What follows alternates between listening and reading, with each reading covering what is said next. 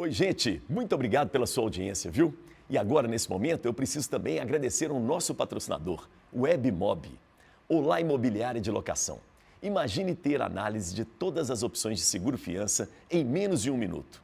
São 8 opções para análise dos inquilinos, juntamente com o orçamento do seguro incêndio. Fazemos tudo isso através da nossa plataforma, que é integrada com as seguradoras Porto Seguro, Tóquio Marine, Potencial e Tchu Seguros. Tudo isso já seria ótimo, não é? Mas a gente não para por aí não. O WebMob é também gestão e atendimento humano. Faça como centenas de imobiliárias. Fale com a gente e agende uma apresentação. O WebMob. Acesse www.webmob.com.br ou então liga para a gente agora, ó, 31 98332 3971. E um bom programa para você. Bom papo!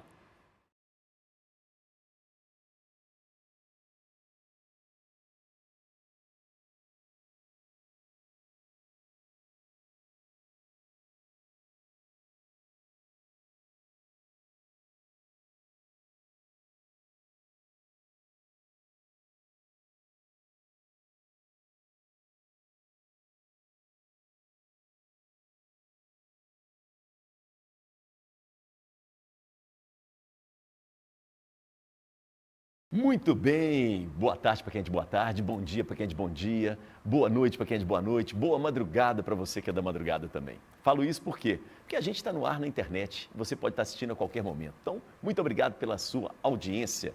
E esse é o nosso Papo com Elias. O papo é comigo mesmo. Sabe por quê? Porque todo mundo tem uma boa história para contar. Basta a gente saber contar essa história. E hoje a nossa história está regrada a jornalismo e cerveja. É isso mesmo. Muito bacana porque a minha convidada de hoje, né, e a nossa convidada, ela é jornalista, radialista, ela é também escritora, professora, ela é gastróloga e ela é sommelier de cerveja, beer sommelier. Olha que coisa maravilhosa. Muito bacana. Vamos conversar hoje com a queridíssima Fabiana Arregui, que está aqui conosco. Tudo bem, Fabiana? Tudo bom, Elias. Obrigado, viu, pela pelo presença. Estou adorando. Muito bom. Fabiana, eu vou começar assim. Você lembra quando você bebeu cerveja a primeira vez? Lembro. Meu pai não gostava muito de cerveja, mas quando ele tomava, nas poucas vezes, meu pai era do uísque.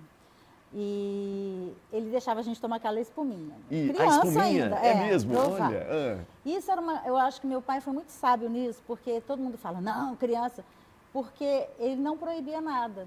Mas ele deixava a gente provar, porque ele sabia que a gente não ia gostar. Era amargo, criança não gosta de gosto amargo. Então, deixa eu provar, prova.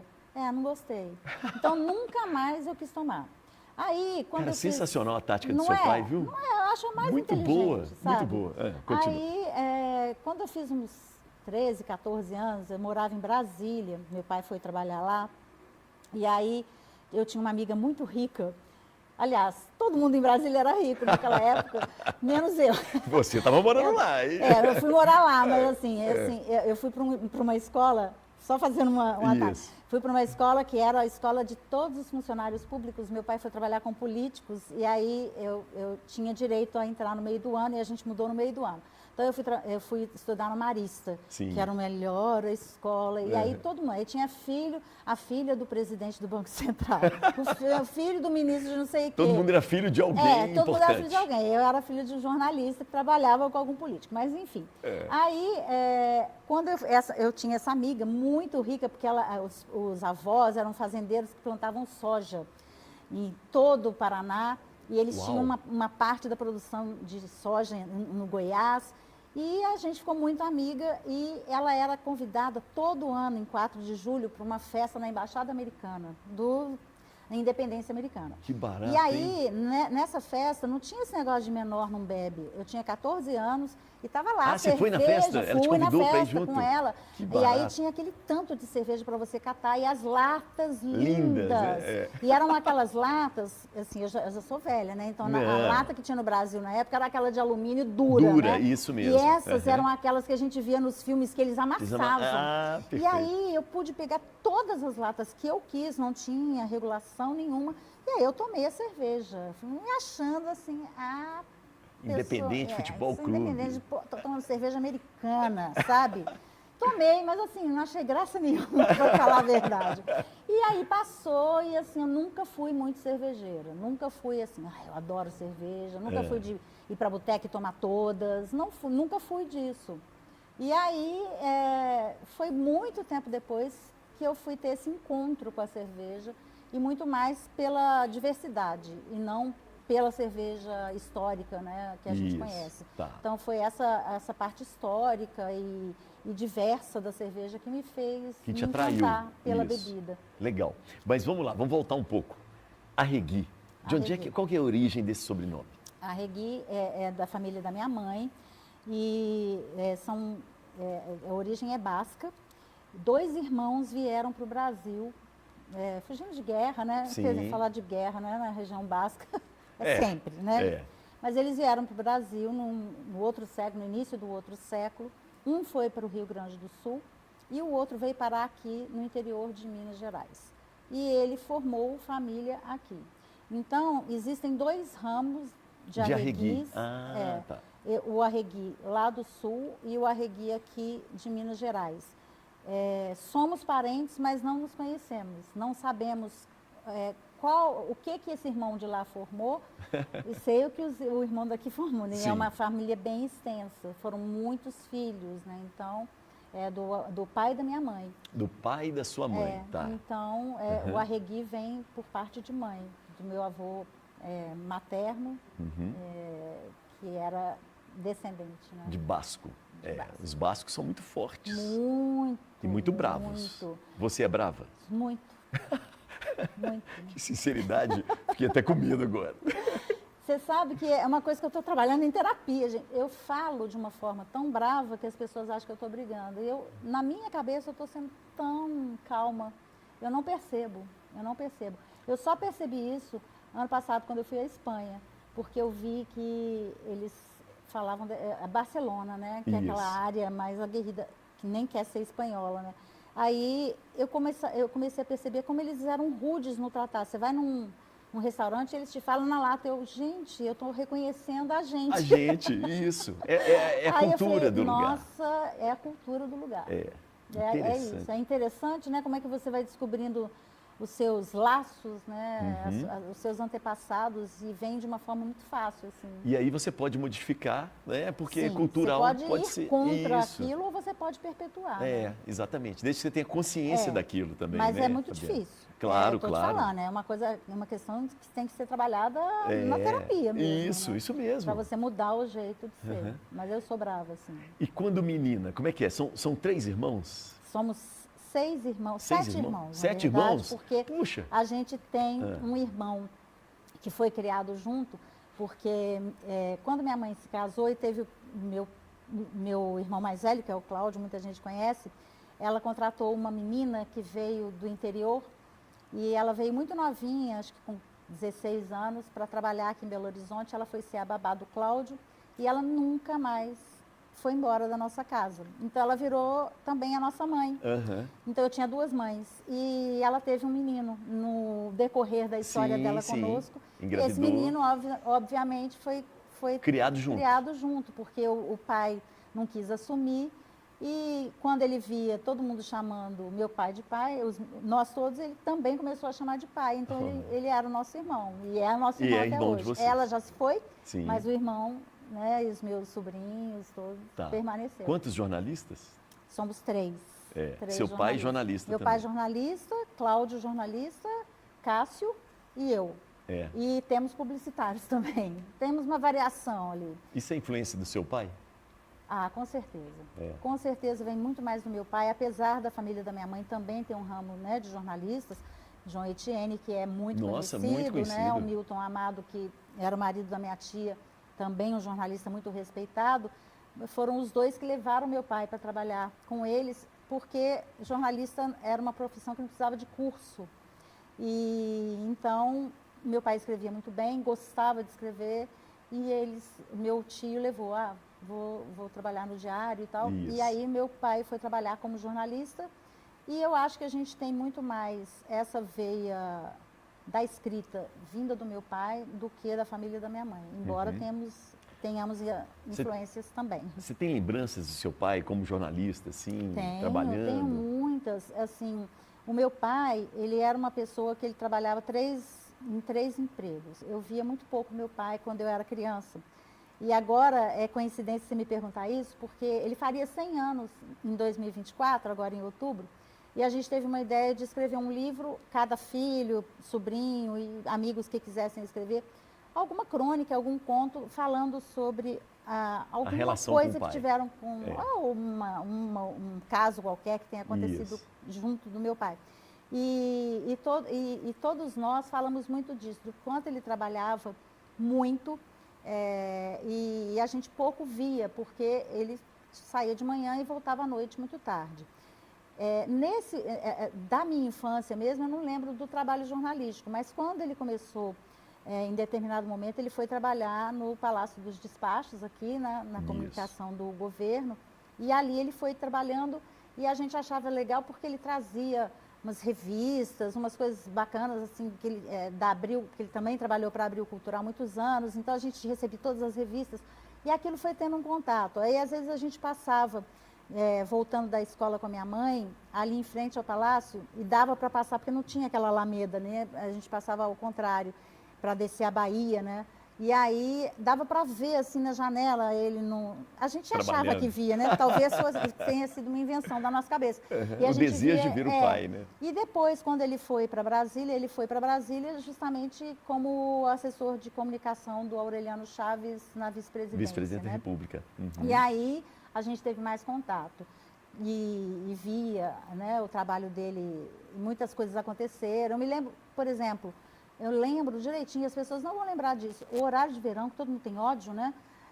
Foi uma... Eu gosto. Eu também adoro. Então já não é todo mundo, nós dois não foi criação do Lula, como as pessoas acham, não. Gente, isso foi o Aureliano Chaves que trouxe isso numa crise energética lá em 1982, talvez, não sei. Ele veio com um modelo, né, europeu, que são as usinas de carvão e tudo, né? Eles utilizam outras fontes energéticas, né? E aqui ele falou, a gente vai ter que utilizar outras fontes de energia, e ele falou, vamos testar como seria, né? E ele foi ministro das Minas e Energia também, né? Então eu me lembro do meu pai falando sobre isso, dando orientações no telefone. E várias vezes a gente via ele sendo procurado, para dar alguma declaração do ministro. Isso, para informar, né? Para informar, e aí ele fazia. Então, assim, a gente respeitava muito meu pai, porque ele era uma pessoa muito calma e ele não comentava nada do trabalho dele. Muito discreto, né? Nunca. Não comentou, assim, a gente, pai, conta nem que seja um podrezinho, né? Isso, aquela fofoca mesmo, a gente não vai deixar ninguém saber. Não. Isso aí é muito meu correto, trabalho, né? E eu não falo. E nunca falou. Quando a gente voltou para Belo Horizonte, teve um professor da FAF, que era FAF ainda, que propôs para eles fazerem um livro sobre os bastidores de Brasília. Né? Imagina, Aureliano Chaves, vice-presidente da República. Depois foi candidato a presidente. Não, muito obrigada. Não, que coisa. Não quis. Qual o nome do seu pai? João Batista de Assis Correia. Tá. Ele trabalhou em rádio, TV ou só escrita mesmo? Só escrita. Era o que ele gostava? Nunca trabalhou em rádio nem em TV. Nem gostava. Meu pai gostava de ouvir música, rádio, mas ele não ficava ouvindo rádio sem parar, nunca gostou. Ele era da leitura mesmo, da escrita, da máquina, né? Sim. Né? E que vocês são, de certa forma, também, né? Somos, a gente gosta de escrever, a gente gosta da palavra, né? Vamos lá, adolescência, onde que foi? Foi Brasília e Belo Horizonte, ou não? Eu saí daqui com 13 anos e voltei já com 20. Não, voltei com 23. Né? Você voltou formada já em jornalismo? Não, eu tinha, pois é. Eu tinha feito vestibular em Brasília e passei para psicologia. E aí eu fiz um período, 2 períodos, 3 períodos. No 5º período, me deu um cansaço daquilo, não sei se eu sou geminiana, eu desisto muito fácil das coisas, mas aquilo não estava me encantando. E eu adorava muito rádio, gostava muito de ouvir rádio, estava desempregada, e a gente trabalhava cedo, né? Nessa época não era esse negócio de vai trabalhar com 30 anos. Isso. Né?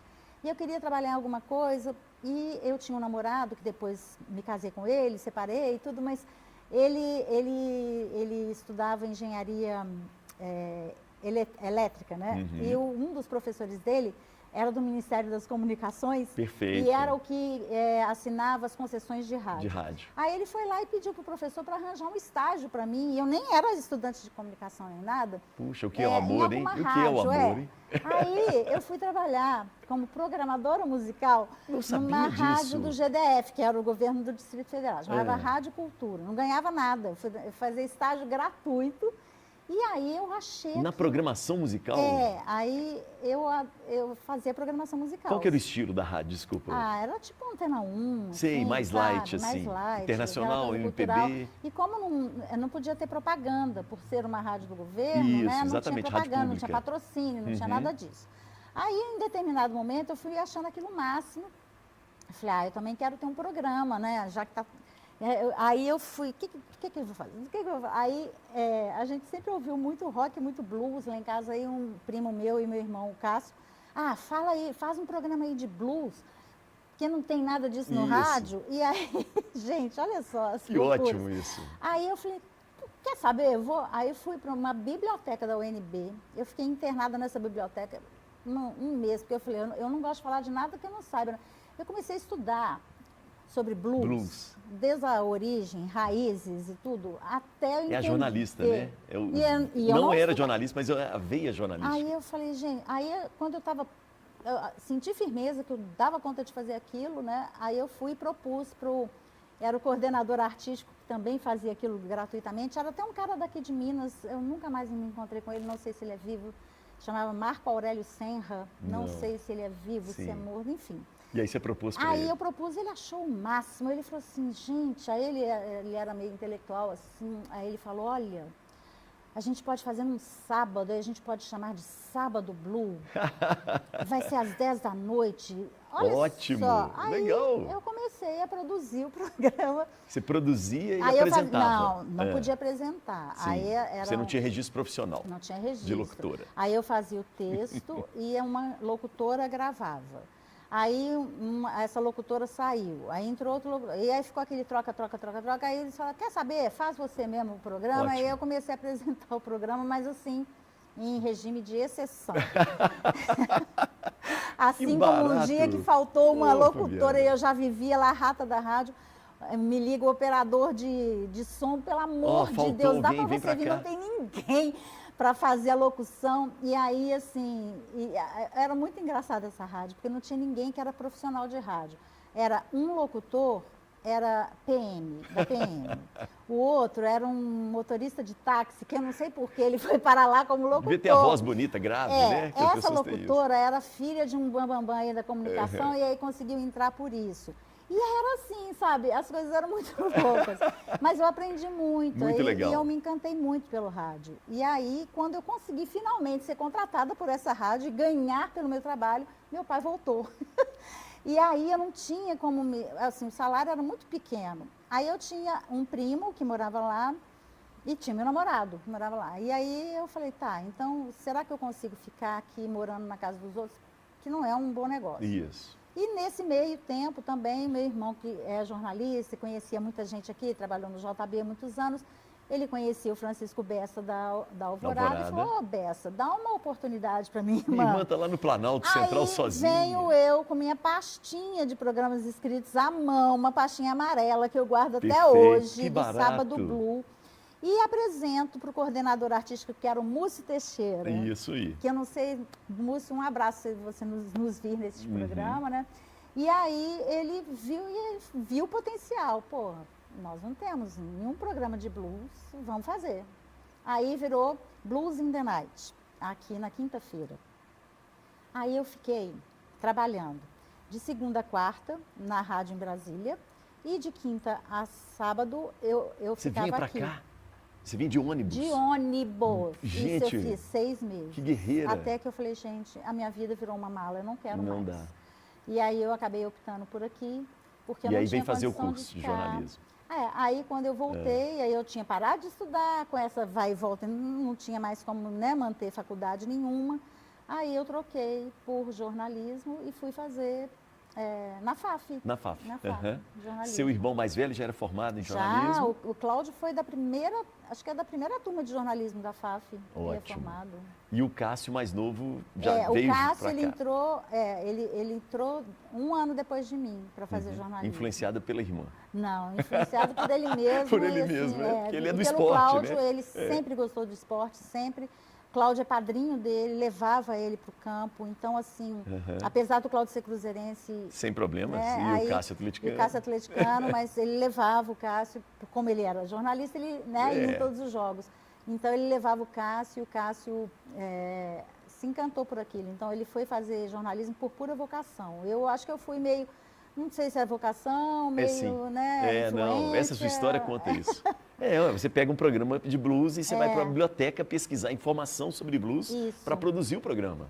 Isso é o jornalismo. E aí, quando eu vim com esse programa para cá, eu falei, Cássio, faz comigo, porque se eu não conseguir chegar de Brasília, o programa não pode ficar fora do ar. Olha e era só, ao vivo. responsabilidade, o de lá era hein? gravado e o daqui era ao vivo, né? Aí eu, não, você faz comigo, porque se eu não puder vir, você faz o programa. Aí virou a duplinha, né, do Blues in the Night. A gente fez, acho que 3 anos ou 2 anos, era muito legal. Parabéns, muito bom. Fabiana, não tem jeito, eu tenho que te perguntar isso agora. Por que o jornalista, né, o jornalismo hoje está tão, tão combatido? Né? As pessoas não confiam, inclusive agridem, são violentas com os jornalistas. O que aconteceu? Eu acho que, primeiro, que hoje em dia nem sempre é jornalista que faz jornalismo. Né? Eu acho que começou tudo quando o curso não foi mais obrigatório, então qualquer um podia ser jornalista. E assim, apesar de falar o jornalismo não depende de curso, depende, porque você precisa sim, né? As noções de ética, de filosofia, a própria escrita, né? As teorias todas de comunicação que a gente estuda num curso, né? E que foram sendo deixadas de lado. E assim, eu acho que essa questão da pós-verdade, né? Que esse conceito que eu não consigo explicar para as pessoas, que as pessoas querem acreditar no que elas querem. Sim. Então, não interessa se você apresentar fatos, números, dados. Elas não interessam, elas querem acreditar na sua verdade. Tanto que virou um termo, né? A minha verdade. Né? As pessoas falam a minha verdade. Então, o jornalismo hoje, ele é tão combatido por isso. Porque ele mostra o que as pessoas não querem ver. Elas querem a própria verdade. Elas não querem a verdade. E assim... a seriedade com que o jornalista faz o jornalismo, de ouvir 2 lados, isso também foi... Não precisa mais. Eu escutei falar, bota aí. Isso. Sabe? Essa questão, desculpem meus amigos influencers, eu não tenho nada contra vocês, mas eu acho que isso prejudicou muito, sim. Qualquer pessoa tem o direito de falar o que quer, dar palpite sobre opiniões. E muitas vezes tem dinheiro por trás, né? A gente está vendo agora, nesse momento, né, vários influencers envolvidos em escândalo com essas apostas de jogo. Então, a opinião não é uma opinião dele também, é uma opinião que ele está sendo pago por assim, isso, né? Aí, assim, as pessoas hoje em dia, com uma câmera de celular, elas mostram o que está acontecendo. Um acidente, um avião caindo, a briga, o cara batendo, né, no candidato. Isso tudo não é o jornalista, porque a gente não teve tempo ainda de processar tudo aquilo e trazer a notícia em todos os seus ângulos. Ninguém mais quer esperar. Ninguém mais quer ler mais que 2 linhas. Só quer ler a manchete e já está informado. Ninguém mais tem tempo para escutar mais do que 3 minutos. Né? A gente acelera a fala no celular. No WhatsApp você acelera 2 vezes se tiver uma mensagem de 1 minuto, não é? Então fica complicado. O jornalismo realmente ele foi perdendo a sua função social tão importante por esses motivos todos, né? E eu acho que também, assim, quando você começa, as empresas jornalísticas, a gente foi ficando refém delas, né? E todas com opiniões muito partidárias, sim. E nós obrigados a fazer o que aquela empresa queria dizer. Então, já desvirtuou completamente o que é o bom jornalismo, né? Se você só pode falar de um candidato, se você só pode falar de um partido, se você vai eleger uma pessoa e a partir de mentiras sobre outra pessoa, se você vai editar um debate não mostrando como foi, então, a partir daí não tem jornalismo, tem interesse comercial e é o que está acontecendo. Né? É interessante você falar isso, né? Estamos em época, né, de eleições, essa coisa que a gente está gravando no programa, e os debates estão aí. E como que os debates mudaram, né? Nossa, que baixaria, gente. coisa horrorosa, é vergonhoso você ver um dando soco em outro, que isso? E os jornalistas tendo que segurar esses debates, né? Com a cara de seriedade, como se aquilo ali fosse sério, como se não fosse um telequete, né? Exatamente. É uma farsa da farsa da farsa. Os candidatos já são uma farsa, a sua vontade política é uma farsa. Eu não acredito mais em política, em político nenhum. Se hoje um irmão meu falar que vai ser político, vai falar, aproveitador, já está querendo mamar nas tetas. Eu não acredito. Infelizmente, isso é horrível. Quando você perde a crença em qualquer, né, em qualquer solução. Eu não vejo. Então, assim, é difícil a gente falar da profissão da gente, né? Ver a profissão morrendo, assim. Fico imaginando você dando aula. Como deve ser difícil. Eu não sei nem o que um aluno de jornalismo hoje pretende fazer. Por que ele vai fazer? Porque a gente ia com tantos ideais, né? Ai, eu quero mudar o mundo mesmo. Sim. A gente tinha essa... A questão da verdade, né? Falando, olha, eu quero denunciar as coisas, eu quero denunciar, né? eu quero, né, mudar, Mas existe isso fazer ainda, o mundo Fabiana? ser melhor. Existe. Existe. Graças a Deus. Só que o você número tá de me pessoas falando isso. diminuiu, né? O número de pessoas que fazem jornalismo. Eu penso porque, que as inclusive, pessoas... muitos deles com medo. Eu vejo, assim, a dificuldade, às vezes, de reportagem. As pessoas não querem ir para a rua, porque ficam com medo de algum tipo de agressão, de algum tipo, sabe? Porque quem devia estar apanhando não está lá, né? Somos nós, os coitados, né? Do obreiro que está lá, né? Apanhando no meio da rua, né? Mas eu vejo assim, eu já via isso quando eu ainda trabalhava com jornalismo, na CBN, eu via muita dificuldade dos novos jornalistas que iam chegando de se impor, de fazer perguntas que fossem perguntas mais profundas. Sim. Eram muito rasas, muito vendidas muitas vezes. Então, era aquela coisa assim, aceita o que a pessoa está dizendo sem nunca questionar. E eu comecei a ver isso lá atrás, hein? Olha, já tem 9 anos que eu saí, né, da CBN, eu saí em 2015. E foi meu último trabalho como jornalista mesmo. Mas eu já via isso, da moçada que ia chegando. Nossa, mas isso aqui é declaratório, você não perguntou isso? Você não fez? Não tinha contraditório. Isso basicamente é um release, aí tínhamos né? que nós, né, ao editar, sair perguntando no lugar do que o repórter não fez, né? Então, já vem um medo, né, de se posicionar, de fazer isso há um bom tempo. Fabiana, deixa eu aproveitar que você me deu a deixa. 2015, você larga o jornalismo. Sim. Né? E aí é quando entra a cerveja na sua vida? Porque assim, a cerveja entrou na minha vida quando eu estava muito desanimada já com o meu trabalho, ganhando mal, o jornalismo paga mal, né? A gente sabe disso. Aquela ralação sem fim, eu muito cansada, muito desgastada. E aí eu estava muito descontente com o que eu estava fazendo, me sentindo estagnada. E aí eu fui estudar jornalismo político para ver se melhorava alguma coisa, não melhorou nada, nunca aproveitei esse curso para nada. Ainda fui acusada na internet quando eu dava algum palpite de que eu não entendia nada daquilo. Então, assim, Nossa. aí eu resolvi pedir demissão. Lá atrás, 2008, sei lá. Aí eu tinha um chefe que todo mundo conhece, o Ike, que é um cara genial, assim. Acho que é uma pessoa... É uma qualquer referência. pessoa que trabalhou com o Ike tem, assim, ele é definitivo como chefe. E aí ele falou assim, você não vai pedir demissão, não. Como assim não vou pedir? Você não tem outro emprego, você tem suas filhas para criar, você não vai pedir demissão, não. Você está insatisfeita? Então vai procurar uma coisa que você goste, vai procurar um hobby. Você me deu, assim, aquela bronca de pai, sabe? Meu pai já tinha morrido, inclusive. Aí ele falou assim, não vai mesmo. Pode tratar de fazer alguma coisa que você goste para desanuviar, mas você vai continuar aqui. Enquanto você não chegar para mim e falar que você já tem outro emprego, outra fonte de renda, você não vai sair. Que legal. Olha que legal. Aí eu obedeci.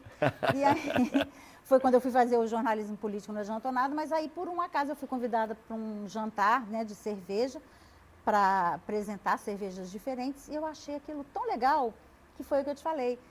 A diversidade e a curiosidade me pegou. Quando começaram aquelas histórias, a cerveja nasceu lá na Mesopotâmia, oi? Como assim? Aí a cerveja não foi criada, não foi inventada, foi descoberta, sabe? Aquilo Ótimo. ali foi... E informação, aí traz, né? uma cerveja francesa com gosto de jabuticaba, oi? Como assim? Mas cerveja?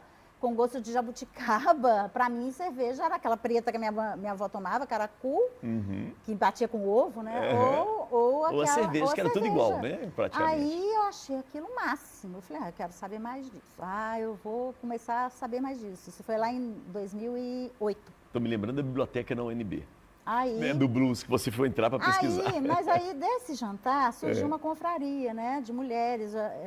A gente começou a se reunir no House, que era o House München, foi quem nos convidou para fazer para esse jantar no Dia da Mulher. E aí disso surgiu essa confraria feminina. Vamos estudar mais isso? Vamos fazer mais isso?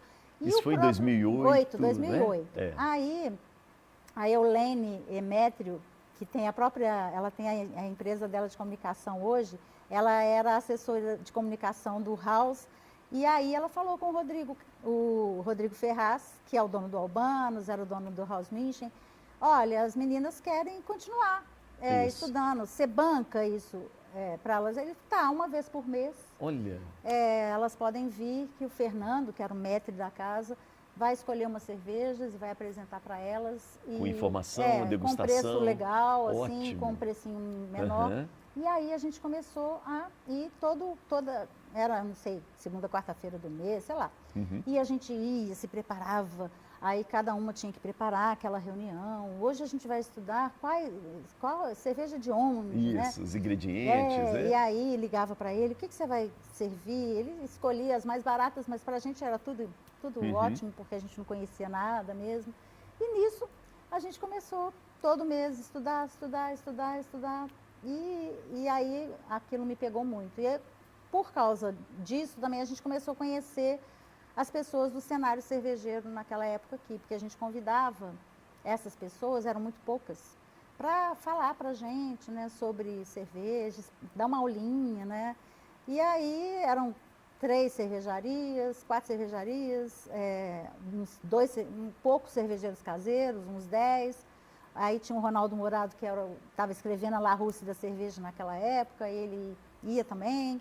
E aí a gente foi fazendo amizade com o povo da cerveja. E aí quando eu saí da confraria, porque eu sou muito brava, e aí eu fiquei saco cheio, briguei mesmo, e saí no aniversário de um ano. Eu falei, não vou fazer assim, não vou continuar. E aí saí, e aí teve o aniversário de um ano, e eu não fui, porque eu briguei antes. E aí o Marco Falcone, que virou meu irmão, assim, ele me liga um dia na CBN e fala assim, eu tô sabendo que você saiu da confraria. De jeito nenhum, ele tinha um jeito, né? Aí eu falei, não, Marco, mas eu vou continuar olhando. Não, eu quero uma reunião com você, eu preciso conversar com você. E aí fomos num bar, ali era escritório da cerveja, escritório da cachaça, ali na Rua Ceará. Sim. Aí a gente foi lá, aí ele falou assim, você é jornalista, você está na CBN, tem aquele Renato Machado lá que fica falando de vinho. Por que você não vai falar de cerveja? Aí eu falei, porque eu não sei falar de cerveja. Como é que eu vou falar de cerveja se eu não sei? De jeito nenhum. Eu falei, você quer criar um programa seu? A gente pode tentar colocar, você compra o horário. Isso. Não, eu não quero comprar nada. Eu quero que você faça. Eu não vou fazer. Eu quero que você faça. Gente, que interessante. Aí eu falei, tá. Eu vou estudar isso para ver se é viável. E aí eu falei, ele falou, eu te dou, eu fico na sua retaguarda. Isso, das informações, isso. E aí eu falei, tá, pensando no modelo, fui pesquisando como que eu poderia fazer aquilo, onde que eu caberia, como que eu encaixaria aquilo dentro da programação da CBN. E aí, quando eu formatei aquilo, eu fui conversar com o Ike novamente, expliquei o que eu queria fazer. Ele gostou da ideia e falou, olha, eu acho muito legal, mas eu não posso aprovar nada sem a aprovação de São Paulo. Isso. Marisa Tavares, mulher difícil. Aí, tá bom, então vamos mandar o projeto para ela. Esse projeto ficou lá, acho que 1 ano. 1 ano? Para ela me dar a resposta que podia fazer. Não acredito. Você já tinha desanimado do projeto, provavelmente. Já tinha falado, não vai rolar. É. Aí um dia ela falou, não, está aprovado. Aí eu liguei, Marco, o programa foi aprovado. Agora é a gente fazer piloto, o que a gente vai fazer, e dar nome ao programa. E aí ele tinha registrado na época o termo cultura cervejeira, deu muita confusão. Ele falou, por que você não põe cultura cervejeira? Eu falei, porque o nome é seu, não posso dar um nome. Aí, e ele sempre cumprimentava a gente, oi, pão e cerveja. Aí ele chegou no estúdio para a gente fazer a gravação do piloto, falou, pão e cerveja. Aí eu falei, tá aí o nome. Olha. É esse o nome. É esse que vai ser o nome. E aí virou o nome da coluna, Pão e Cerveja, com a explicação do que era, por que ele cumprimentava. Então, explica pra gente. Porque na Mesopotâmia, as pessoas, a cerveja representava tanto saúde, porque era usada como remédio, né?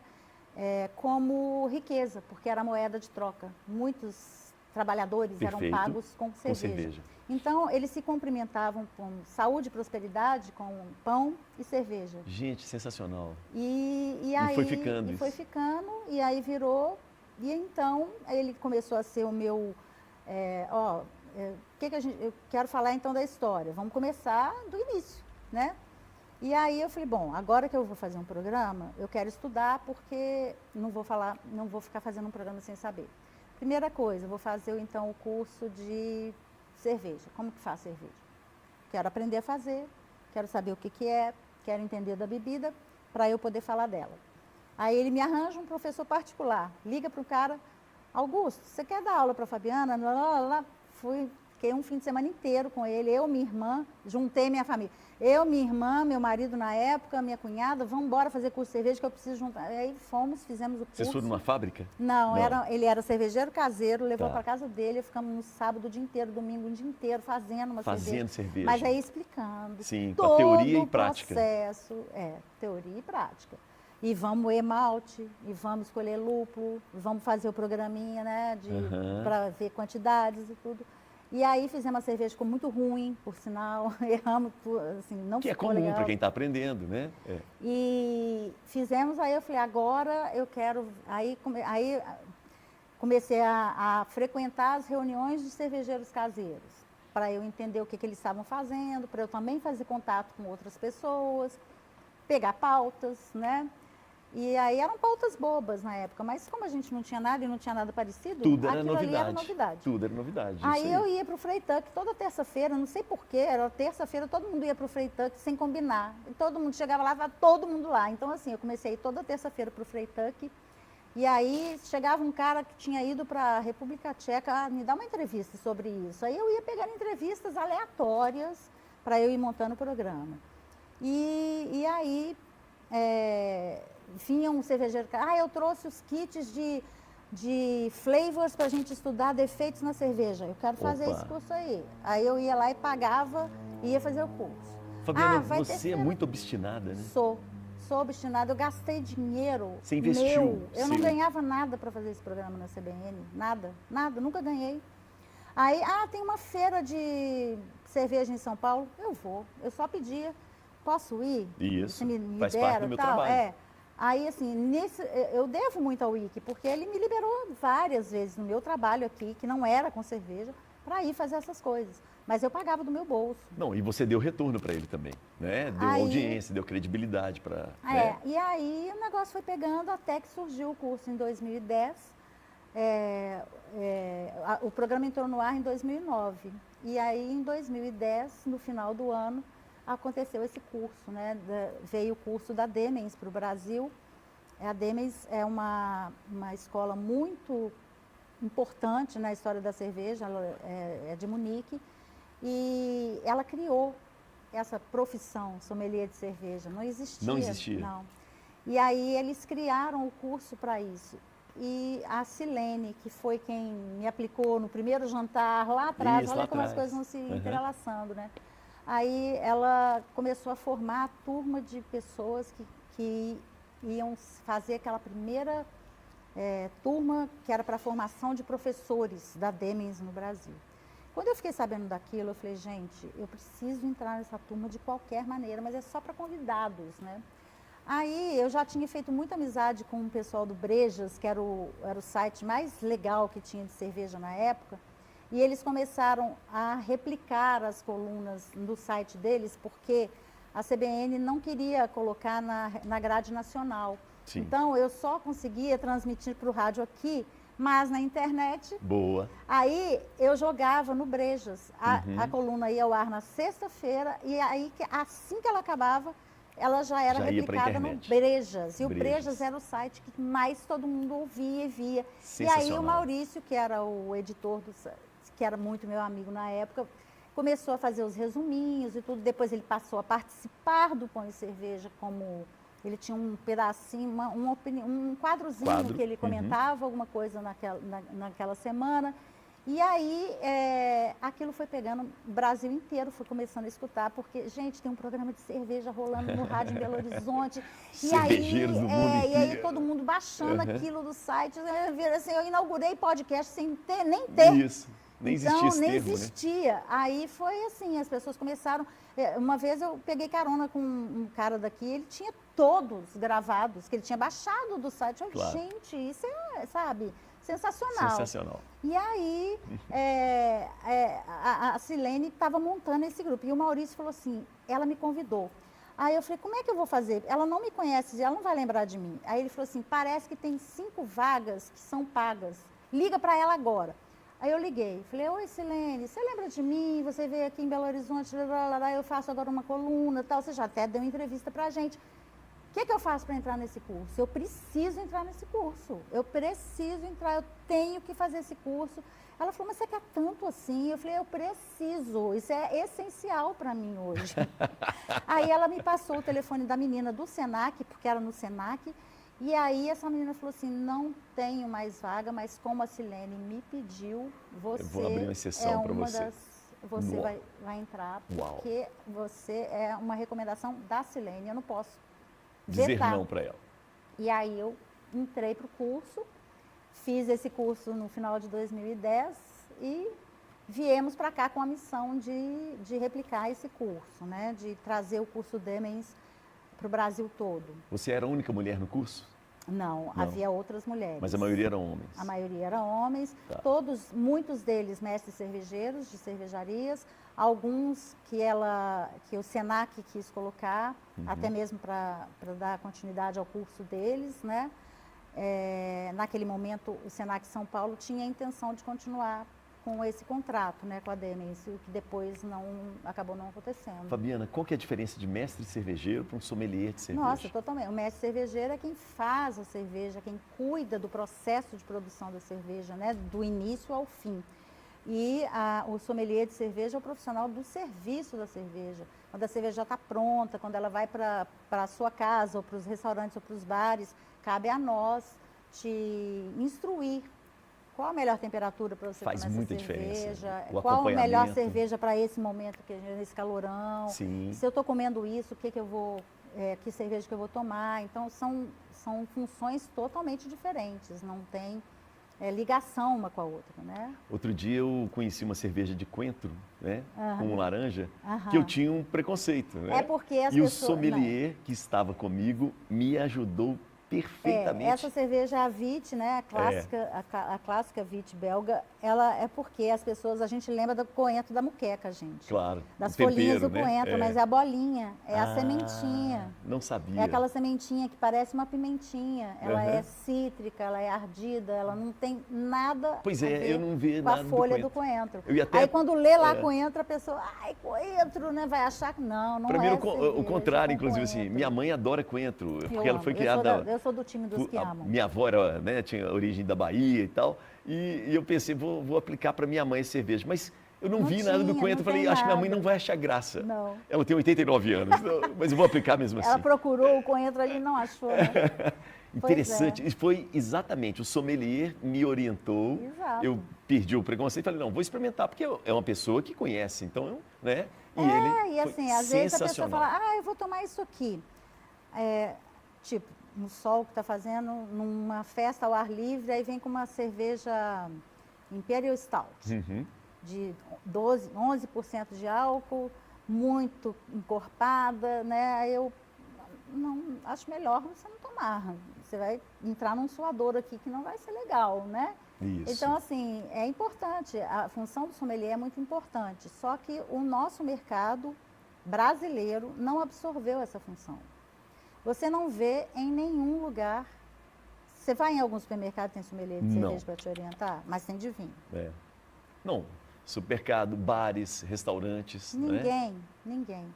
Isso foi assim, aí como a gente não conseguiu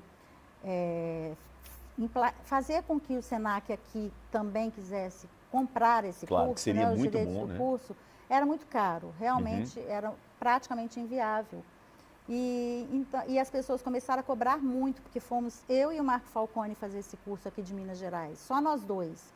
E não existia esse curso no Brasil. Então, as pessoas aqui, os cervejeiros aqui, começaram a cobrar. Mas vocês não vão dar? Vocês não vão dar o curso? Vocês não vão ajudar? Vocês não vão fazer o curso? A demanda é grande, né? E aí a gente acabou criando um curso, né? Inicialmente na ABS, depois a gente criou a própria escola, chamada Academia Sommelier de Cerveja. E nós formamos muitos sommeliers aqui em Minas. O que me desanimou, né? Eu não faço mais parte da escola. O Marco, em 2019, ele também resolveu se desligar por questões dele, particulares, e aí a gente mudou o nome da escola porque ele não quis que a gente usasse a academia. Seguimos eu e a Jaqueline Oliveira, que era a nossa sócia, né? Ela ficava mais na área administrativa e não tanto na área de ensino. E depois, quando eu quis sair em 2021, a escola ainda existe e ela continua com os mesmos pilares, né, do curso que foi formado, mas claro que ela trouxe, né, a marca dela, o que ela quis trazer de novidades. Mas assim, eu fiquei muito desanimada por causa disso. Eu falei, gente, é um curso tão caro. Eu sei que é caro, mas ele não podia ser mais barato porque o material saía caro pra gente, né? Claro. Você servia cerveja, então era muito difícil. E aí eu falei, as pessoas estão fazendo curso, achando que elas vão conseguir emprego, elas não vão conseguir. Ou quando conseguir era para pagar tão pouco que ninguém queria. E aquilo foi me desanimando tanto, sabe? Eu falava, gente, eu não posso mentir para as pessoas, elas estão indo fazendo um curso profissionalizante que não vai dar o retorno que elas querem. Então, aquilo foi me dando muito... Acho que na pandemia todo mundo virou muita cabeça, sabe? A gente foi ficando meio maluco mesmo, né? Aí eu falei, não quero mais fazer parte disso, eu não vou dar curso nenhum. Aí, assim, você pode pelo menos dar aula? Eu falei, não quero nem dar aula, eu não quero mais falar disso, eu não vou ficar porque eu não acredito mais nisso. Isso. Não que eu não acredito na cerveja, mas assim, eu não consigo fazer um curso que as pessoas vão pagar caro e não vão poder aproveitar, sabe? E aí eu imagino que as pessoas hoje façam esse curso mais por hobby. Sim. Quem pode pagar. Né? No início, muitos cervejeiros iam para melhorar as próprias cervejas, para conseguir analisar suas cervejas, muito porque a gente faz muita análise sensorial no curso de sommelier. Então, você consegue captar muitos os aromas bons e ruins, né? Então, as pessoas de produção começaram a fazer muito por esse lado analítico da cerveja, não para vender ou para saber o estilo, mas também para entender os estilos e tudo, né? E hoje em dia eu acho que quem faz, ou faz pensando que vai conseguir dar um upgrade na carreira, ou faz por hobby. Sabe? Fabiana, é verdade que nos primórdios da humanidade as mulheres é que eram responsáveis pelas bebidas alcoólicas? Sim. É porque a cerveja era um alimento, né? E as mulheres é que eram as responsáveis por alimentar a tribo. Há pouco tempo eu li em algum livro, eu li tanta coisa, porque é até difícil, mas alguma coisa de antropologia ligada à cerveja, falando que a gente tinha uma ideia errônea, porque as mulheres, elas não eram só coletoras, como a gente imaginava, elas também eram caçadoras.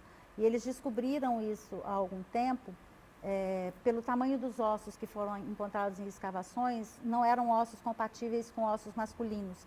Então, descobriu-se que a mulher, ela também tinha uma função de caça. E a gente imaginava que os homens saíam para a caça, as mulheres ficavam na coleta e na preparação da comida.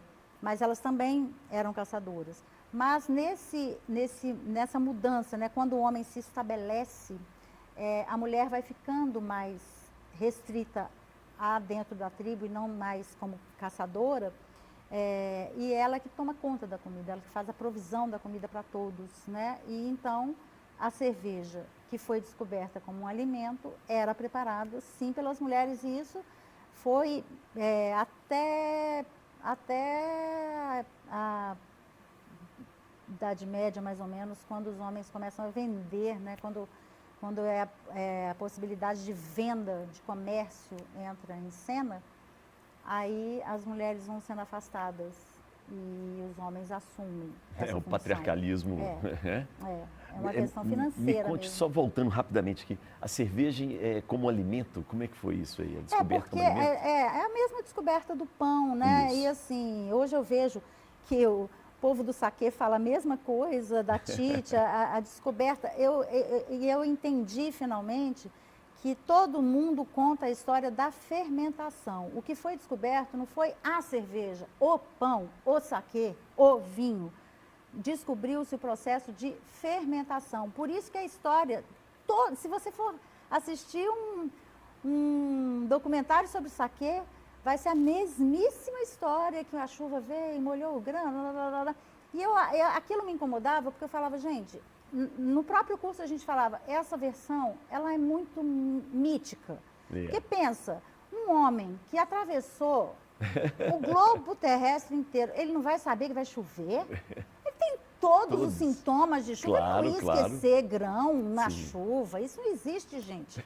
Não pode, entendeu?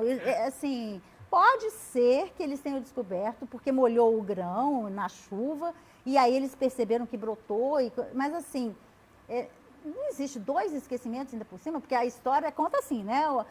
Os homens, as mulheres coletavam, os homens saíam para caça, um belo dia, as mulheres estavam fora da tribo, então provavelmente poderiam estar até caçando, né? E aí o grão ficou exposto ao relento, veio uma chuva, molhou o grão, encharcou o grão.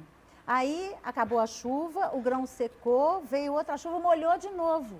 Aí virou malte. Gente, 2 esquecimentos, poxa, mas que é isso? Aí a gente começou com... Aí assim, não dá. Aí a gente começou a questionar essa versão da descoberta da cerveja. A jornalista. Não, questionando. Outros cervejeiros. Você assim, também. Aí a gente trouxe essa aula, na nossa aula de descoberta da cerveja. Acho que é a única escola de cerveja no Brasil e até no mundo que conta essas coisas. Aí eu comecei a estudar, eu falei, não, tem alguma coisa errada, não bate uma coisa com a outra. E aí eu entendi, eles descobriram a fermentação, o processo de fermentação. E assim, o que foi descoberto na cerveja é a possibilidade de maltear o grão, sem esse nome, porque o grão ele não ia fermentar por si só. Ele tem que passar por esse processo de malteação para ele liberar o açúcar que está dentro dele. Ao contrário das uvas, por exemplo, que vão fermentar ao cair do pé. Isso, né? Assim, e as legal. frutas, as amarulas, por exemplo. Os elefantes comem né, as amarulas. Isso. É amarula, né? Que chama. Eles comem aquela frutinha e ficam bêbados. Por quê? Porque elas fermentaram ao cair do pé, estão maduras. Mas isso não acontece com o grão. O grão ele precisa passar pelo processo de malteação. Então, neste sim quesito, o homem descobriu um método de fazer o grão fermentar. Mas eu duvido, eu truco que tenha sido com a chuva. Isso é observação. Sim. Observação. Por que não está dando certo? Por que se eu ponho nesse pote que tem mel, o negócio fica borbulhando, né? Porque eles não sabiam explicar isso. E por que eu ponho o grão e o grão fica aqui do mesmo jeito? Aí, assim, num belo dia, eles podem entender, não vai dar em nada nisso aí, deixa esse grão aí. Aí o grão secou, molhou de novo com uma chuva, provavelmente, porque eles abandonaram aquela ideia. E aí, eles viram, o grão abriu, formou raiz, e aí começou a borbulhar. Bom, aí eles começaram a entender a malteação. Perfeito. Então, da observação, né? Da observação. Isso são centenas de anos, né? A gente está falando de uma semana para outra, né? Claro. A IPA, tem alguma história da IPA? Tem. A história verdadeira, a história fantasiosa.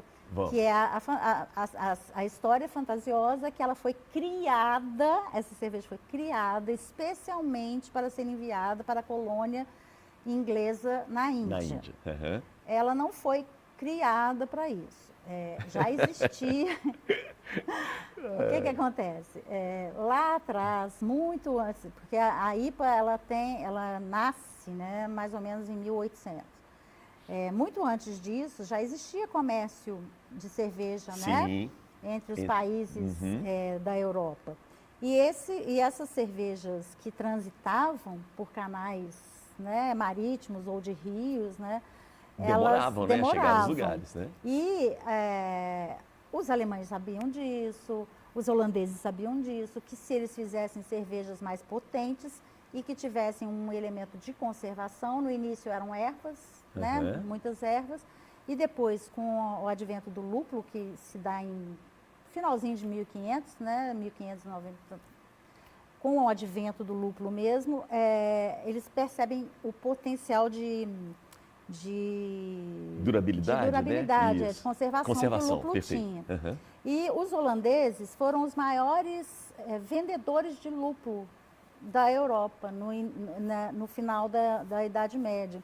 Eram eles que distribuíam lúpulo, inclusive para a Inglaterra. Então, eles também faziam esses canais de venda de cerveja pronta. Então, eles entenderam que as cervejas que tinham muito lúpulo, que tinham mais álcool, elas tendiam a chegar em melhor estado ao seu destino final. Sabendo disso, vamos lá para a Inglaterra de 1800. Existia uma colônia inglesa na Índia? Sim. E os ingleses não conseguiam tomar a bebida que existia na Índia, era o arak, que é uma bebida feita de... é tipo um alcaçuz, uma coisa assim. E ela é muito tóxica, assim como a tequila, né? Que é de um cactus que para muitas pessoas é tóxico, né? Causa alergias. Eles começaram a passar muito mal com esse arak. E começaram a pedir, não, a gente tem que tomar as nossas bebidas, cervejas, nossas ales. Então, traz para cá, porque não vai dar para a gente ficar tomando isso aqui, não. E aí, a Companhia das Índias, né, fazia esse comércio, né? Eles chegavam no Porto de Londres, todos os sortimentos, né, eram enviados para lá, inclusive cervejas. E cervejas que eram feitas em diferentes pontos. As cervejas de Londres que eram as mais utilizadas nesse momento eram as porters, que eram cervejas escuras de malte, mas elas não tinham muito lúpulo e nem muito álcool. As cervejas que eram feitas em Burton Trent, que é uma cidade, também era um outro portozinho que existia, né, na Inglaterra, elas eram muito mais lupuladas, porque eles gostavam disso. E também as cervejas eram muito amargas, as que vinham de lá, porque a água de lá é muito dura, muito mineralizada. A composição do lúpulo com os minerais das águas faziam aquela cerveja ficar bastante amarga. E os cervejeiros de Burton Trent, eles também enviavam cervejas através da Companhia das Índias. E um espertinho, né, chamado Roger Hodgson, que ele tinha uma taberna, né, no porto, ele ficou amigo, né, dos capitães daqueles navios, e ele consegue mandar as cervejas dele, assim, ele consegue fazer um comércio de cervejas para ele, que ele começa a ganhar muito. E cervejas mais claras, cervejas pale ale, né? E as cervejas de Burton eram uma das que ele também mandava, capitalizando para ele. Só que em determinado momento, ele briga e ele perde, mas assim, o filho dele, isso foi anos e anos, ele conseguiu fazer esse comércio. E ele perde o direito exclusivo de ser o cara que mandava cerveja para as Índias, né, para a Índia. E aí, Burton Trent começa a mandar do próprio porto a cerveja deles, que era essa cerveja com lúpulo amargona, e mais amargo, e mais chegava álcool. Lá. E aí fez um sucesso tão grande, que um jornal de Calcutá, em 1840, se não me engano, ele publica a cerveja pale para a Índia, né? As cervejas findas, IPAs, né? Que é Índia Pale Ale. E aí o povo de Londres fica louco. Por que o pessoal lá nas Índias está recebendo essa cerveja e a gente aqui não bebe a cerveja? Então, a história real da IPA Sensacional. é essa, ela não foi criada, entendeu? Ela foi sendo enviada até que uma versão cai tanto nas graças do público que passa a ser o modelo de cerveja que todo mundo queria beber. Uma cerveja clara, amarga, né, bem saborosa e que não azedava, não chegava... Com o transporte, o tempo não azedava. Chegava né? super bem lá. Sensacional, Não hein? é? Ou seja, tem uma lógica. Tem uma lógica. Tem ciência, Tem uma né? lógica. Tem pesquisa. Um dia eu estava num bar, num evento da Prússia, e a gente falando sobre isso, aí uma menina comentou assim, só falta alguém dizer que IPA não foi criada na Inglaterra. Eu falei, eu digo. Opa, mexeu com a pessoa errada. Não foi. A basca foi, aí, falou. O sangue basco. Ódio, mas tudo bem. Faz parte. Fabiana, por falar em sangue basco, o mercado da cerveja, ele é muito machista? Você já sofreu com isso? Eu achava que não, mas depois, revendo, com mais aprendizado, né, sobre o feminismo mesmo, eu comecei a ver que sim, que eu fui muitas vezes, sim, retalhada em algumas vezes. A própria dificuldade de emplacar o programa na CBN, porque depois a diretora ofereceu para o cara do Brejas fazer o programa lá, e não eu que tinha criado. Então, sim, eu sofri muito machismo, sim. É interessante, né? A nossa geração, muitas mulheres têm percebido que sofreram machismo somente agora que, né, a questão do feminismo voltou, não é, Fabiana? É porque a gente não falava sobre isso, para a gente era muito normal, né? É. Então, e nós homens também, né? As piadinhas, aí você começa a ver, nossa, gente, isso era uma piadinha que não tinha nada a ver, mas eu ria, eu achava graça. E eu falava, não, eu nunca sofri machismo, mas hoje, voltando atrás, sofri em várias vezes, inclusive nisso, sabe? A gente pode aprender, não pode, Fabiana? Tem que aprender, deve aprender, sabe? As minhas filhas me ensinam, mãe, você não pode falar isso. Eu falo, gente, elas estão com razão, sabe? Eu acho isso bacana, eu não tenho medo de aprender nada, eu adoro aprender. E não é tarde, né? Eu acho que não existe, já estou velha demais para aprender. Eu detesto quem fala isso. Eu detesto assim, sempre foi assim, o que tem que ser? Outro dia a gente estava numa discussão na minha casa sobre racismo.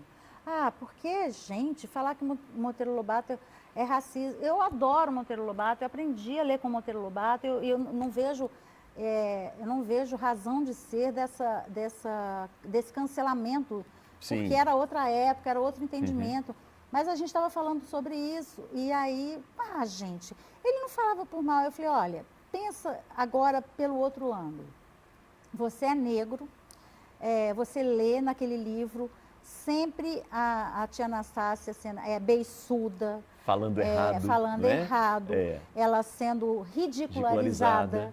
Mesmo sendo sábia, porque ela tinha uma sabedoria que era ressaltada, inclusive, pelo Monteiro Lobato. Mas falava isso, ela era feia, ela era beiçuda. Pensa uma pessoa lendo, né, uma criança negra, na nossa época, que a gente achando, rolando de rir disso, e ela se olhando no espelho e falando, mas então eu sou feia? Então eu sou beiçuda?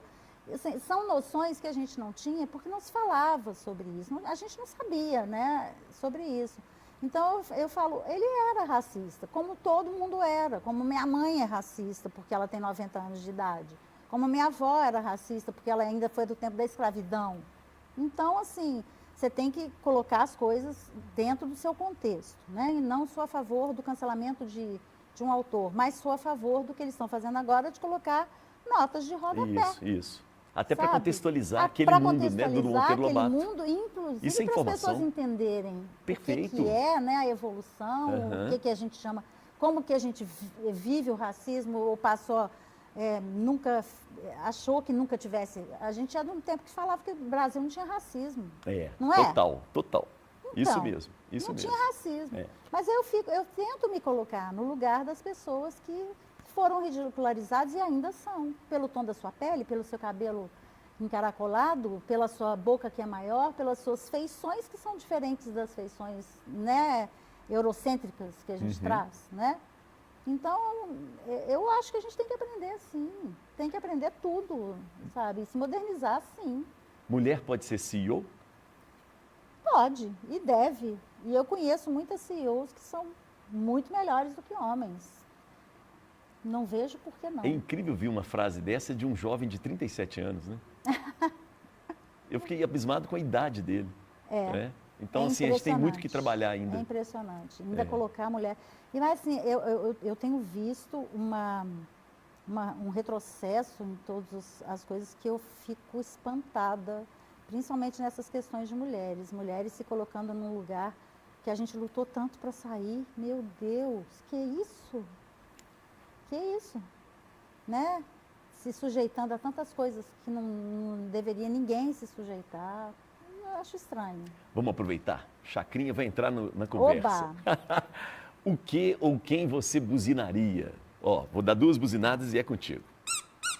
Eu buzino a falta de educação das pessoas hoje em dia. Você está no trânsito, não existe educação nem de pedestre nem de motorista.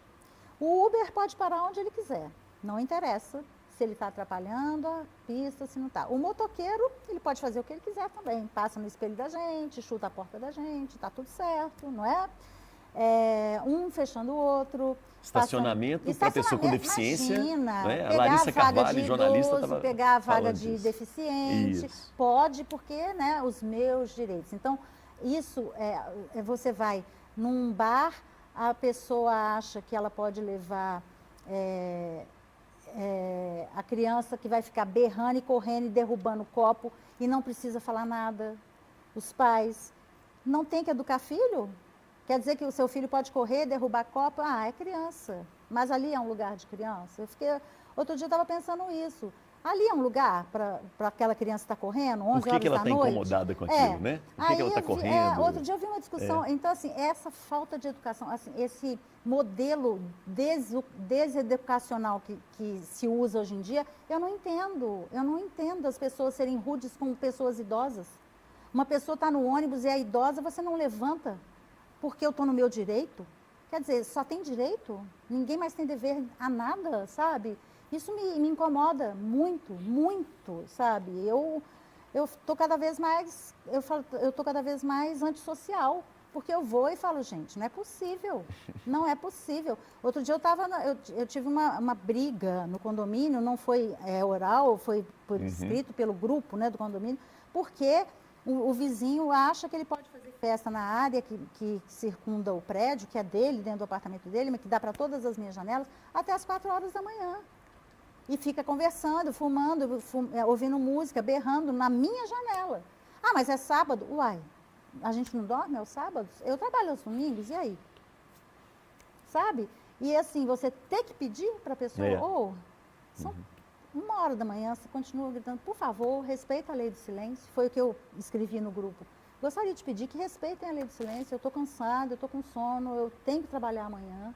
Independente de você trabalhar ou não, você tem direito, né? Assim, eu sei que fim de semana é o dia de relaxar, mas assim, vai conversar lá dentro. Precisa ficar na área externa, que dá para a minha janela? Não custa nada você pensar, se colocar no lugar do outro, mas isso não existe mais. Então, assim, todo mundo muito sem educação. Eu acho que é falta de educação mesmo. Eu não consigo achar outro termo. Ah, é falta de empatia. Não, é falta de educação, gente. É falta de educação. Porque criança tem direito a tudo. Repara, eu fico com muito medo. Eu fico com muito medo os pais, o que eles vão ter que ir lá na frente com essas crianças que podem tudo. O horário é delas, o local onde se vai é o que elas escolhem, a hora de ir embora elas escolhem. Eu não sei em que caminho isso vai dar. Fabiana, você é a favor da legalização da maconha? Sou, totalmente. Acho que o que é particular não tem que ser regido por moralismos, religiões, Estado. Por que o Estado vai se preocupar com o que eu fumo ou o que você fuma? Não. E eu acho que há uma confusão muito grande também. A legalização da maconha seria algo melhor para a economia. Eu já conheço teses sobre isso, né? Nos países em que a maconha é legalizada, o governo consegue arrecadar muito mais, se arrecada muito mais. E a outra coisa é essa proibição da maconha e das suas propriedades medicinais, que têm sido comprovadas cada vez mais, e aqui vem com esse moralismo idiota, de que não pode, né, utilizar CBD ou THC porque maconha é droga. Gente, cigarro é droga, álcool é droga, remédio é droga, sabe? Então, a gente não come tanta coisa com pesticida, que é coisa muito pior do que isso. Alimentos processados, né? Isso é muito pior, muito mais vicia prejudicial. muito mais, inclusive. Exato. Né? Eu acho que não é uma questão que tinha que estar sendo regida por Estado, sabe? Tá. É uma questão de liberdade pessoal. Legal. E a gente é cerceado. Nós estamos chegando para o final, e aí eu gosto também de fazer uma reflexão que eu achei legal na sua fala. Você falou da questão dos idosos, né? E eu vi no seu Instagram, você gosta de blues, né? Você foi no festival de blues outro dia. Fui, e ficou fui impressionada com um senhor de 89 anos. Isso. Um bluseiro, um bluesman. Exatamente. Como é que foi a performance dele? Que ele faz de tudo, né? Ele faz tudo e assim, tava lá tomando seu skin, tava um cara uma Se jogou na peça. plateia, toca guitarra, toca gaita. Toca tudo, cara sensacional. Você falou, eu quero chegar aos 89 anos assim. Isso uai, se eu tiver essa graça, meu Deus. Nossa sociedade está preparada para pessoas idosas? Não, acho que não. O idoso não tem vez, né? O etarismo está começando cada vez mais cedo. As pessoas se referem, aquele velho lá, né? Eu acho que a nossa sociedade não está preparada para as questões de saúde do velho, das necessidades emocionais, de diversão, de lazer. Agora mesmo eu tive uma tia que ficou doente, a gente cuidou dela e assim, como é caro, sabe? É muito, eu não sei como que idosos de média renda, não estou nem falando de baixa renda, coitados, o que eles estão fazendo, porque é tudo tão caro. A alimentação é cara, os cuidados são caros, os remédios são caros, a fralda é cara. E assim, a internação é muito, a gente não está preparado, não mesmo. E assim, os idosos estão ficando muito sozinhos, porque também não tem quem cuide, né? Assim, as famílias estão menores, os filhos... O número de idosos aumentou também, as pessoas estão vivendo mais, Vivendo mais. A gente não tem aquelas famílias imensas, né? Que pode para absorver, né? E assim, você não tem a questão da mobilidade para idoso, não tem, as calçadas são péssimas, né? Os prédios todos, os prédios antigos não tem elevador, não tem rampa, não tem, a escada é totalmente... Então, assim, é uma coisa muito preocupante, eu acho. É um passivo grande que a gente tem que olhar. Eu já falei, olha, eu quero ir para uma dessas clínicas, se eu puder pagar, né? Sim. Eu não quero ficar esses idosos que ficam aí na janela sem ninguém, não. Vou lá para uma clínica dessas que agora a cidade toda está cheia delas, né? Mas que vai ter lazer, vai ter socialização, porque eu acho que a maior preocupação, assim, acho que a coisa que o idoso mais se ressente é a socialização. Eles ficam muito sozinhos, né? Eles não têm oportunidade para mais nada, eles não servem para nada, né? Eles são um estorvo e isso eu não vejo muita preparação da nossa sociedade, não. Fabiana, para a gente fechar, que projeto é esse, Líquido e Certo? Então, começou a cerveja lá atrás, né? Por essas questões que eu já contei aqui. E eu comecei, de repente, por causa da cerveja, a estudar outras coisas. Eu vou estudar gastronomia, porque aí eu consigo fazer as harmonizações muito melhor. Que aí eu vou saber a formação dos alimentos. Aí faço o curso de gastronomia. Tem muita cerveja com café. Não, então eu vou ter que estudar café para eu entender por que café, não sei o que. Aí faço o curso de café. Mas agora tem um negócio de saquê. Então eu vou também estudar. E aí eu comecei a estudar um monte de coisa. Você estava me falando de água, você está estudando água também. Eu estudo. Aí agora eu estou tentando estudar vinho também, mas assim, ainda não tive dinheiro para pagar. E aí, assim, eu comecei a estudar muita coisa e eu comecei a ter tanto material legal para mostrar para as pessoas sem ter um espaço para isso. E aí eu falei, gente, mas eu tenho um espaço, só que ele está desadequado só pelo nome. O espaço já existe, sou eu que produzo, eu que apresento, eu que faço os textos e apresento. Então, o negócio é a gente ampliar essa pauta e mudar o nome do projeto, porque aí eu consigo trazer todas as outras coisas que eu tenho aprendido para o público que já me escuta, né? Ao mesmo tempo, a cerveja, ela está um pouco em declínio do interesse do mercado atual. Isso, você falou cerveja isso não comigo. vai morrer nunca, gente. Claro. É uma bebida que está aí acompanhando a humanidade Mas desde aquele boom sempre. da cerveja artesanal, Acabou. né? Então, eu não tenho muita novidade mais para trazer. E assim, ficar repetindo lançamento ou ficar falando de números da Ambev ou da Heineken, que eu falo também, porque eu acho que o mercado é importante a gente falar, mas eu não posso fazer uma coluna de cerveja só falando a mesma coisa. Então, eu também comecei a me cansar do conteúdo restrito. E eu queria ter uma coisa maior. E quando eu propus isso na Rádio CDL, que é a rádio que transmite a minha coluna desde 2015, né? Eu falei, olha, eu estou querendo ampliar o projeto, eu estou querendo falar de outras coisas, eu quero, quando eu for a uma vinícola, a um vinhedo, poder mostrar isso para os ouvintes, né? Mostrar nas redes sociais, até mesmo da CDL. E aí eles toparam na hora. Não, é fantástica a sua ideia, porque para nós também isso é muito melhor. Que a gente tem muito mais, amplia, né? Um público também se amplia. E aí começou essa semana, eu decidi assim, a mudança, a gente veio fazendo uma preparação do público, que ia mudar o conteúdo, né? Ia ter mais conteúdo, e que na primavera a gente ia mudar o nome da coluna. E então a coluna continua nos mesmos horários, com a mesma apresentadora e produtora, editora e etc., só que chama-se Líquido e Certo, porque aí a gente pode falar da água até o saquê, o gin, os destilados, o moonshine, etc. Grande sacada. Líquido e certo que vai dar certo. Então, aí a gente falou, é a Fabiana em busca da bebida perfeita. Gostei do slogan. Muito bom também. Vai ser isso, muito bom. Então a gente está usando também esse slogan. E aí eu corro atrás das coisas que eu acho legal, assim, provar coisas diferentes, né? Mostrar drinks novos que vão surgindo. E eu acho bem gostoso, porque artista também é a minha curiosidade e a minha vontade de fazer. Muito né? bom. Me renova os ânimos. Fabiana, seu Instagram, como é que a gente te encontra? Temos o Instagram. Quem quiser saber de mim, é fabiana.arregui. E o Instagram da coluna é @liquidecertocdl.fm. Porque já existia, né? Líquido Certo, então eu tive que colocar. Então é liquidecertocdl.fm.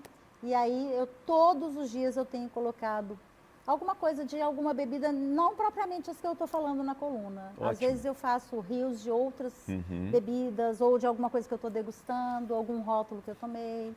Afinal de contas, né, a relação do homem com a bebida é fundamental para a humanidade. É incrível isso, né? É incrível. Como Muito que ela vai acompanhando, né, em todos os sentidos o homem. Muito bom. Obrigado, Prazer querida. em estar aqui. Muito bacana. Muito obrigada. Parabéns, viu? Muito obrigada. Boa sorte para a Basca. Boa sorte para nós todos. Muito legal. Gente, assunto sensacional, né? A gente conheceu um pouco mais da vida da Fabiana Arregui, mas claro que ao lado de tudo isso, muitas informações, porque ela é uma jornalista nata. Independente de estar trabalhando com jornalismo ou não, está na veia dela. Isso é muito legal. Uma pessoa que inquieta e procura informação sobre tudo. Muito bom. Que isso sirva de exemplo para todos nós, tá bom? Por falar em Instagram, vai lá no meu, o @elias.sunshine, porque o sol brilha para todos e todas. E agora nós temos o nosso Instagram do Papo com Elias, @Papo com Elias. Beijo para quem é de beijo, abraço para quem é de abraço. E eu, sobrei.